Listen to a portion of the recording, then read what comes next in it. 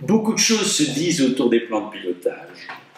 Certains évoquent les termes de contrat d'objectifs, d'indicateurs, de plans d'action, pour en conclure qu'il s'agit d'une réforme purement managériale qui se réduirait à des objectifs d'efficacité.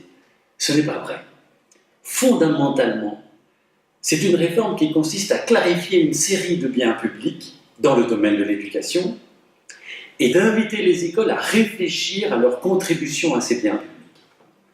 On passe d'une logique de moyens et de conformité, conformité au règlement, conformité aux procédures, à une logique de mission et de résultat. Les valeurs qui inspirent cette réforme, ce sont avant tout l'autonomie des établissements, la responsabilité qu'ils assument et la dynamique collective autour de cette responsabilité. Autonomie, responsabilité, dynamique collective.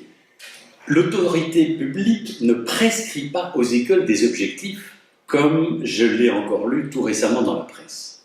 Elle établit un ensemble de biens publics, par exemple améliorer les savoirs et les compétences des élèves, réduire l'impact des différences socio-économiques, augmenter la part des jeunes qui terminent leurs études secondaires.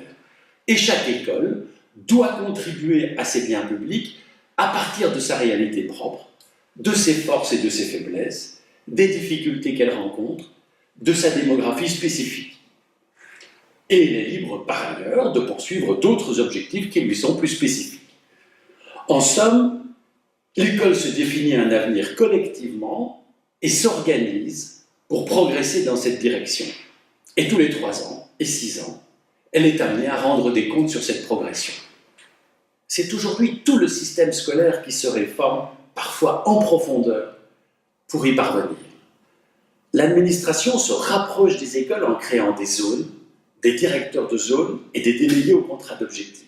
Elle s'organise pour fournir aux écoles les indicateurs qui l'éclairent sur ces résultats. L'inspection se restructure pour mieux assumer ses missions de conseil et d'audit.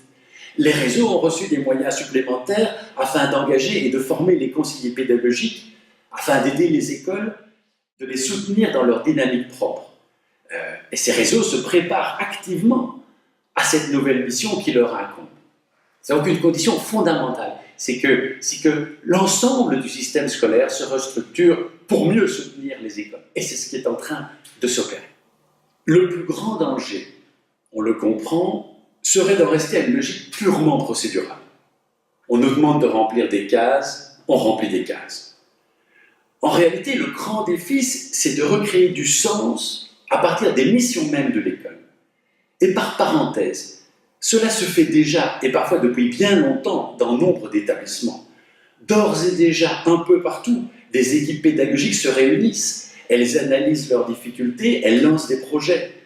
Le plan de pilotage amplifie, formalise et généralise des pratiques qui sont déjà en œuvre dans certains établissements.